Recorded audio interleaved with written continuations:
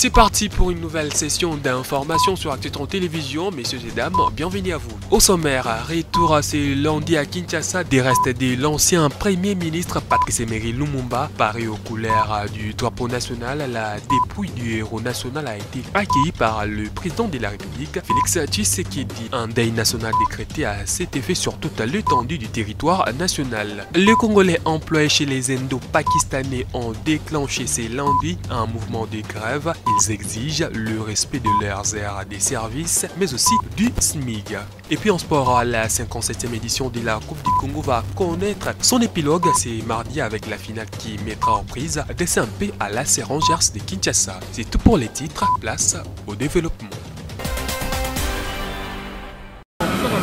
Après avoir parcouru quelques villes du pays, la relique de l'ancien Premier ministre Patrice Emery Lumumba a regagné ce lundi 27 juin 2022 la ville-province de Kinshasa via l'aéroport international d'Njili. À sa descente d'avion, les cercueils contenant le reste du héros de l'indépendance de la RDC a été accueilli par le président de la République, Félix Antoine Tshisekedi.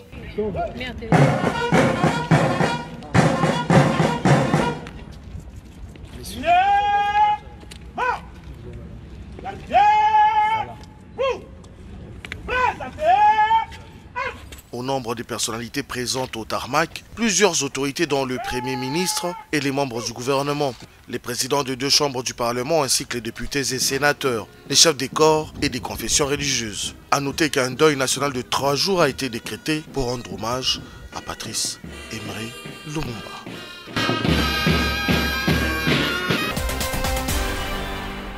« 61 ans après, Patrice Emery Lumumba, père de l'indépendance de la République démocratique du Congo, retrouve ses terres. Dans le rue de Kinshasa, c'est un sentiment de satisfaction pour des Kinois. Il salue l'implication des autorités congolaises. C'est un jour mémorable où Patrice Emery Lumumba retrouve la terre de ses ancêtres, où le héros national qui n'a pas fait beaucoup d'années au pouvoir, mais qui nous a légué un héritage considérable, un héritage de bravoure, un héritage de nationalisme, un héritage d'intégrité.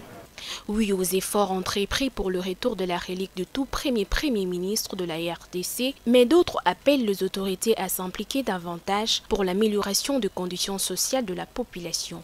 Depuis maintenant, Congo est 62 ans de l'indépendance.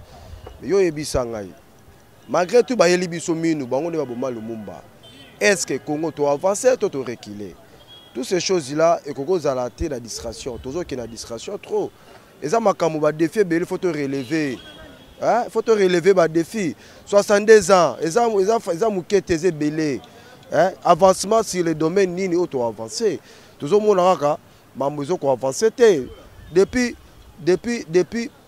départ à Belge a tiré Congo est à trop na libulu. Partout, Congo belge, Congo comme la trop na libulu. Partout, aucun de boyma. Donc, ils ont biloko mususu. Tout ça les 50 pour minuit.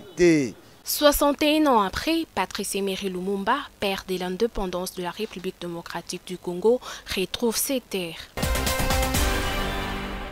À Kinshasa, en marge de la célébration du 62e anniversaire de l'indépendance de la République démocratique du Congo, au rythme du rapatriement de la relique de Patrice Emery Lumumba, le ministre d'État belge André Flao, reçu ce lundi par le président du Sénat, Modeste Bahati Lukwebo. Une rencontre qui ne s'est pas éloignée de l'objectif même de la visite officielle de cette personnalité belge à la capitale congolaise. Ensemble avec Bahati, ils ont aussi évoqué des questions de redynamisation des relations bilatérales après la visite du couple royal en RDC. Mais après la période des cérémonies, après la période de recueillement, il y a les engagements qui sont pris, qui sont confirmés, et il faut donc, redynamiser le partenariat entre 2 peuples qui ne se sont jamais séparés, mais je parle au niveau des hommes et des femmes qui constituent le Congo et qui constituent la Belgique. Et nous avons pour devoir aujourd'hui de travailler à la mise en œuvre de projets concrets dans tous les domaines. Pour ça, on a besoin de partenariats et de confirmer les entretiens que nous avons eus avec le président du Sénat déjà. L'agenda du ministre d'État belge à Kinshasa prévoit également une rencontre avec le chef de l'État, Félix Tshisekedi.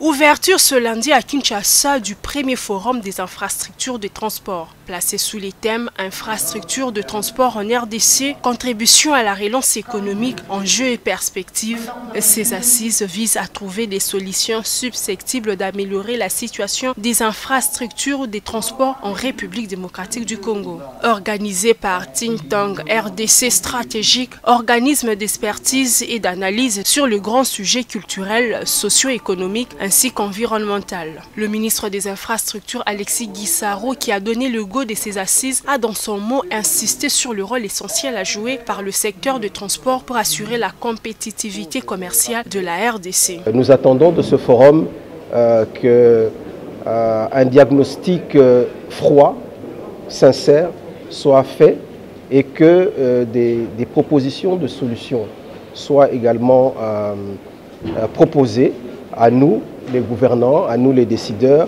afin que cela puisse, dans une certaine mesure, influencer également les différentes stratégies, les différentes politiques que nous développons pour justement le développement de ce secteur, qui est un secteur clé. Présent à ces assises, le vice-ministre des Transports a salué la tenue de ces assises. Bodom Matungulu, président du think tank RDC Stratégie, a rappelé la vision que poursuit ces forums. Tout au long de ces forums, les experts vont essayer de définir des stratégies pour accélérer les rythmes de la mise en œuvre et de la réalisation des infrastructures dans notre pays. La seule chose que nous étions en train de rechercher, c'est que le gouvernement puisse s'approprier des recommandations qui viendront en fait des experts qui vont réfléchir.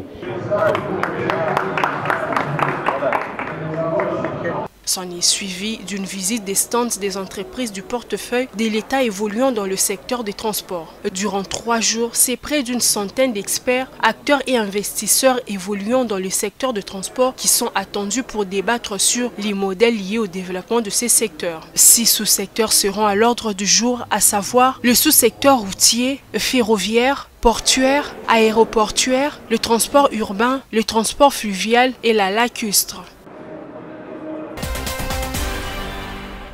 Célébrer les 27 juin de chaque an, la journée internationale de micro, petites et moyennes entreprises instaurée par l'Assemblée générale des Nations unies vise à sensibiliser autour de la contribution considérable de ces entités à la réalisation des objectifs de développement durable des Nations unies. Pour cette année, le thème principal retenu est la reprise dans la résilience. C'est pour saluer les entrepreneurs qui depuis quelque temps font face à la triple menace de la pandémie, de la guerre ainsi que celle du changement climatique. En RDC, la loi portant régime fiscal applicable aux petites et moyennes entreprises en matière d'impôts sur le revenu professionnel et d'impôts sur le chiffre d'affaires à l'intérieur classifie les petites et moyennes entreprises en 4 catégories en fonction de leur chiffre d'affaires. La dite loi est entrée en vigueur à la date de sa promulgation. La plupart des magasins appartenant aux expatriés indo-pakistanais situés sur l'avenue du Commerce n'ont pas ouvert ce lundi 27 juin.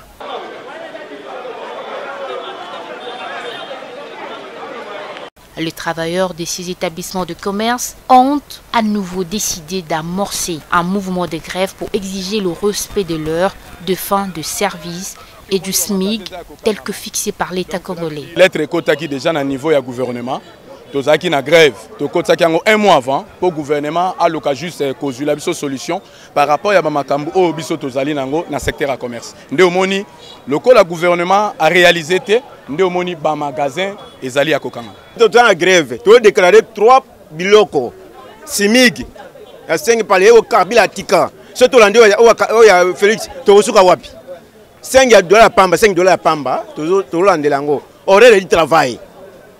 Sous-traitance et l'ongwa biloko na misato tolingi yango tei biso to telemi ke ba appliquer loi oyo balobaka faut SMIC et Foutama nato du jour. Parce que jusque là biso ba futa biso nato ya nani ya 1415. Or bango bazoteka nato ya 2050 mais biso jusque là tozana nani na 1415. Ce travailleur appelle les autorités congolaises à améliorer leurs conditions de travail. Tosengi l'État congolais ayebisa na bandeko oyo baye epai na biso babongisa bato sa mobeko ya mboka bato sa SMIC SPP tozali na posa na yango te et puis horaire ya service moto sengeli apema 8 heures du temps ala la 8 heures du temps a travailler 8 heures du temps mais awa c'est au contraire musala era ko banda e yebani mais er silaka e yebani te tosengi l'État alandela biso azula biso solution makambo donc po to souffrir makasi to souffrir to sala eloko te to adi aba responsable to na bana na banda ku donc to futela banda ku donc mawa plein donc to se retrouver te donc tout ça les rendez bango to sengi na gouvernement ou aza responsable amekana nkota la makambo na biso parce que état de droit et la kisi biso pe toza faut mériter état de droit to mériter ngo na misala o biso tozo ya kosenga c'est pourquoi biso to sengi na président de la république o aza garant ya nation ya prometa ki biso to ya ke ya nani ya $11 mais oyo ya nani ya président honoraire ya tika ya $5 soki bazo respecter yango te ya ye ya $11 tokozwa ngo ndengeni. Les travailleurs promettent par ailleurs de poursuivre ce mouvement de grève si leurs revendications n'y sont pas prises en compte.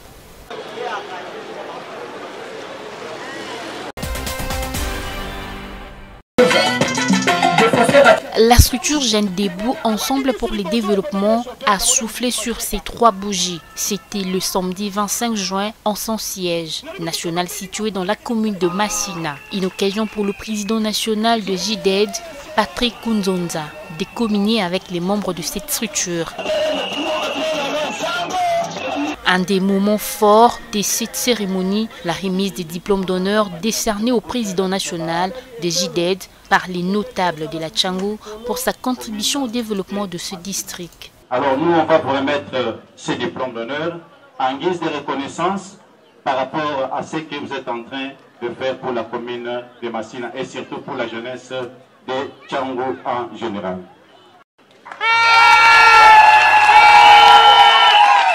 Dans son mot, Patrick Kunzonza a brossé les réalisations de sa structure en 3 ans depuis sa création. Nous célébrons aujourd'hui notre 3e année d'existence et cela n'a pas été facile.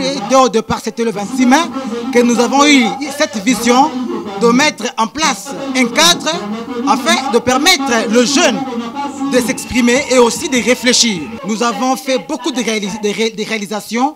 Nous avons accompagné financièrement, matériellement nos jeunes entrepreneurs. Nous avons financé des projets. Nous avons fait beaucoup de choses. Nous avons fait des plaidoiries et aujourd'hui, je suis très fier de voir la route de Roi-Baudouin est en train d'être asphaltée. C'est notre apport. Nous avons plaidé pour que cette route soit asphaltée. Pour la petite histoire, JDED est une structure apolitique poursuivant comme objectif la promotion de la jeunesse, de Massina en particulier et celle de la Tchangou en général.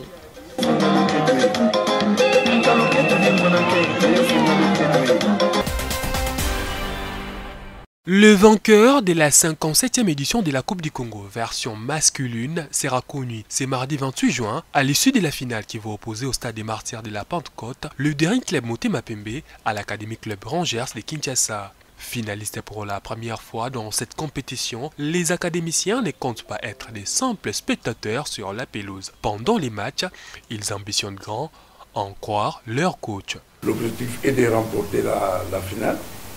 Moi, je pense qu'on ne fera pas demain en petit mais expiratoire. On fait jouer à fond. Et Dieu étendant, la grâce sera de notre côté, gagnera. Je pense que la compétition est là. La compétition est là. On a joué 3 matchs. Donc je pense que les équipes sont roulées maintenant pour bien jouer la finale. Et Daring et Rangers, il n'y avait pas la Lina Foot, il n'y avait pas un championnat pour changer, pour jouer. Donc on a joué déjà 3 matchs. Moi je pense qu'on est bien huilé pour bien jouer cette finale.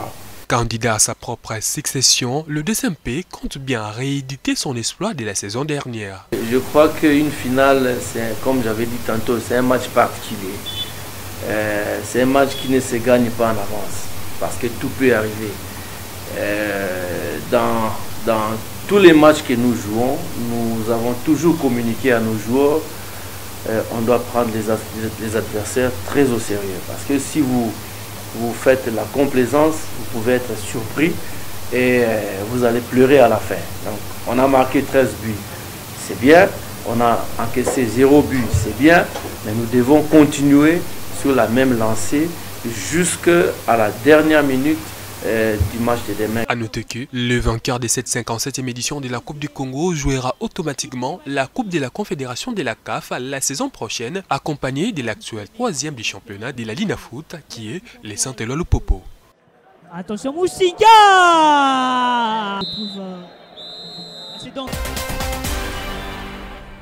Les Moscovites de Vita Club. Duel à distance gagné contre les Saint-Éloi Lupopo, synonyme d'une place assurée en Ligue des champions de la CAF la saison prochaine pour l'association sportive Vita Club de Kinshasa. Opposé au Football Club Renaissance du Congo le dimanche 25 juin, les Moscovites ont remporté sur le score de 3-1 le derby quinois au stade des Martyrs de la Pentecôte devant les Oranges. Après les premières tentatives enregistrées lors du premier quart d'heure de la rencontre, Vita Club prendra en premier l'avantage au marquoir à la suite d'une faute obtenue par Glody Lilepo. Les Togolais Marov Tchakei obligent les portiers Archimède Pouloulou à aller chercher les cuirs au fond du filet, 1-0 à la 22e minute. La réponse du FC Renaissance du Congo arrivera avant la pause. Modeste Makengo remet les deux équipes à égalité à la 44e minute, un but partout.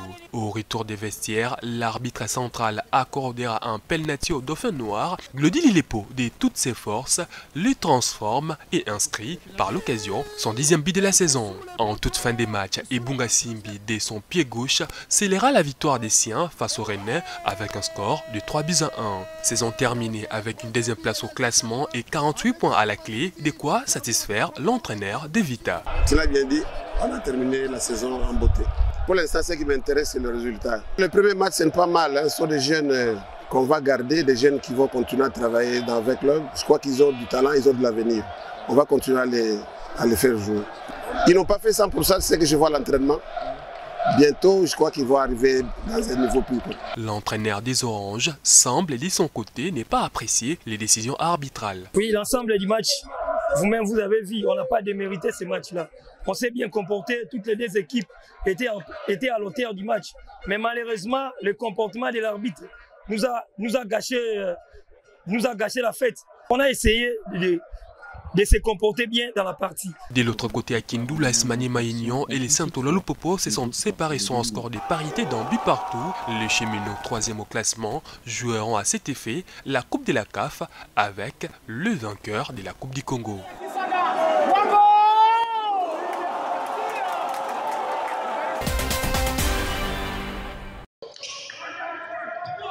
À Istanbul, depuis le 10 juin dernier, pour un stage de préparation en marge de la deuxième fenêtre des éliminatoires du mondial FIBA 2023, les léopards seniors messieurs de la RDC s'apprêtent à rallier la ville d'Alexandrie en Égypte après avoir quasiment bouclé leur préparation en Turquie. Bien qu'il reste encore quelques détails à peaufiner avant le début de cette campagne, le plan de préparation prévu par les Fauves congolais est déjà bien exécuté, estime l'ex-sélectionneur principal Thomas Driot.